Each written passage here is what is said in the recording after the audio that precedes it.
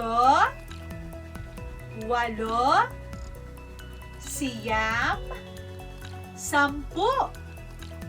9, 10, 11, 12, 13, 14, 15,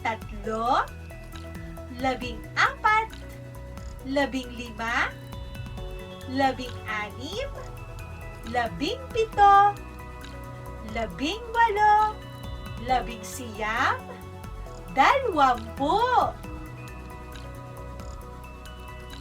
Magaling mga bata! Mayroon akong mga larawan na ipapakita sa inyo. Tingnan nyo itong mabuti. Mga bata, bilangin natin ang mga bagay na inyong makikita. Ano ang bagay na ito? Tama! Ito ay payong. Sabihin nga natin, payong. Magaling! Bilangin natin ang mga payong na nasa aking kanan. Tama! 4. 4 na mga payong. Bilangin naman natin ang mga payong na nasa aking kaliwa.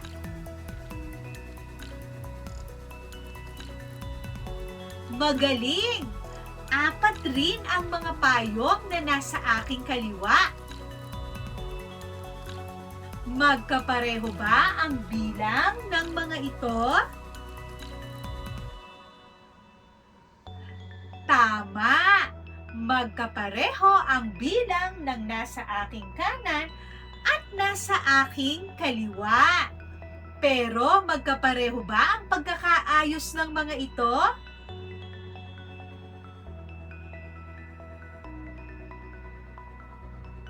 Ano naman ang bagay na ito?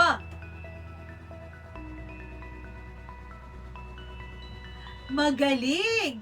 Ito ay candy. Sabihin nga natin, candy. Bilangin natin ang mga candy na nasa aking kanan.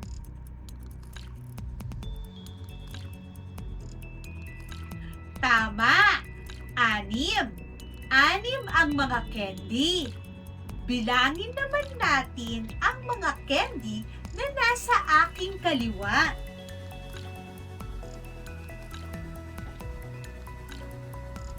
Tama! 6. 6 rin ang mga candy.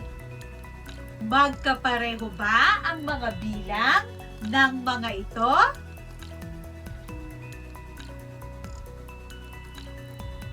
Tama! Magkapareho o parehas ang bilang na nasa aking kanan at nasa aking kaliwa. Pero, magkapareho ba ang pagkakaayos ng mga bilang ng mga ito? Ano naman, mga bata, ang bagay na ito? Tama! Ito ay lobo. Muli nating bibilangin ang mga bagay na nasa aking kaliwa at nasa aking kanan. Bilangin natin ang mga lobo na nasa aking kanan.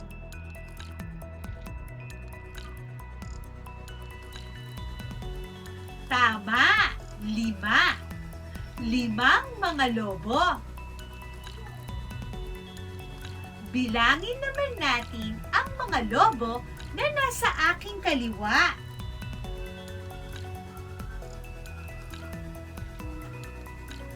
Mahusay! 5 rin ang mga lobo. Magkapareho ba ang bilang ng mga ito?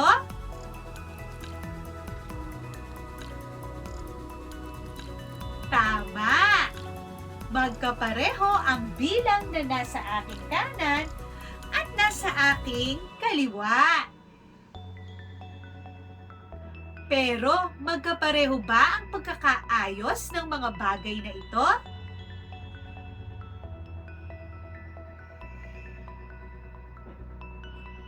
Magaling!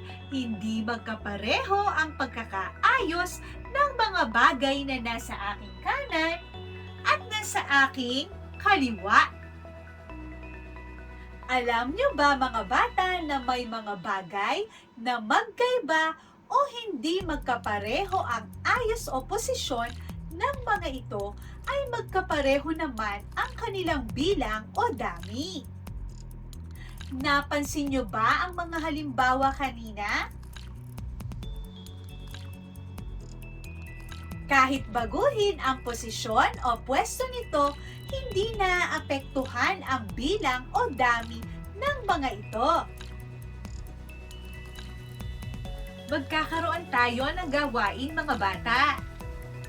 Tutukuyin natin kung magkapareho ba ang mga bilang ng mga ipinapakita ng larawan. Bilangin ninyong maigi para maging tama ang inyong sagot. Check kung ang inyong sagot ay tama at X kung hindi. Kaya nyo bang gawin, mga bata? Kayang-kaya! Ilan ang mga ito? Tama! 5. 5 cupcakes. At ilan naman ang bilang ng mga ito? Magaling! 5 cupcakes rin. Pareho ba ang pagkakaayos ng mga ito?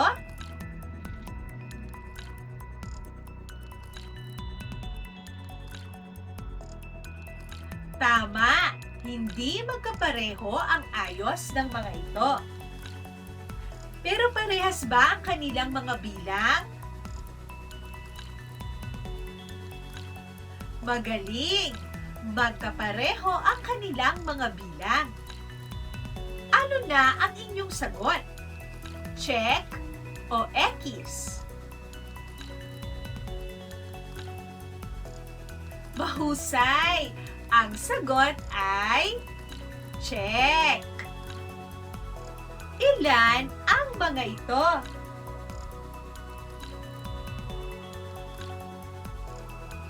Tama! 8. 8 puso. At ilan naman ang mga ito?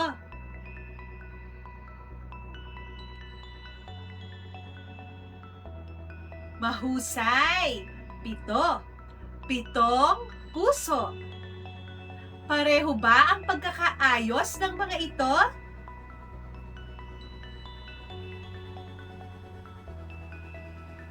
Magaling! Hindi pareho ang pagkakaayos ng mga ito.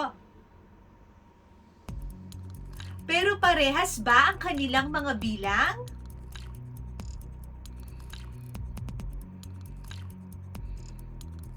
Tama! Hindi magkapareho ang bilang ng nasa kanan at nasa kaliwa. Ano na ang iyong sagot? Check o X?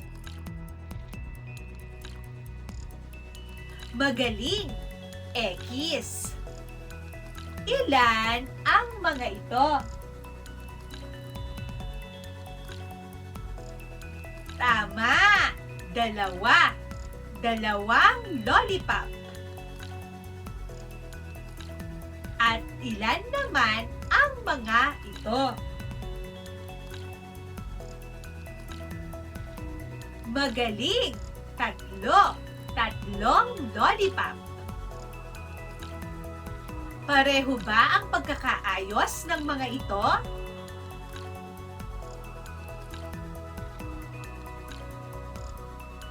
Mahusay! Hindi pareho ang pagkakaayos ng mga ito. Pero parehas ba ang kanilang mga bilang? Magaling! Hindi magkapareho ang bilang ng mga ito. So ano na ang inyong sagot? Check o X? Magaling! X. Ilan ang mga ito? Tama! 7. 7 aklat. At ilan naman ang mga ito? Magaling! 7. 7 aklat. Magkapareho ba ang ayos ng mga ito?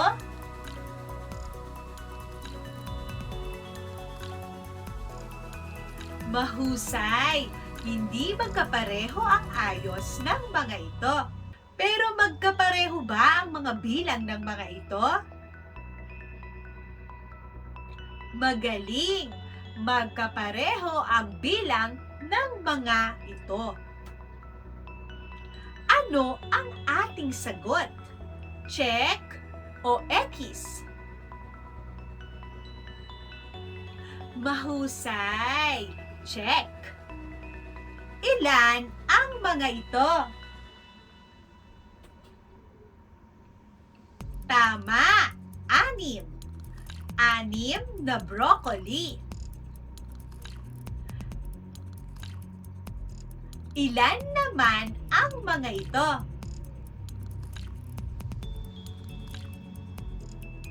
Mahusay!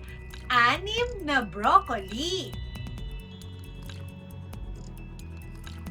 Pareho ba ang pagkakaayos ng mga ito?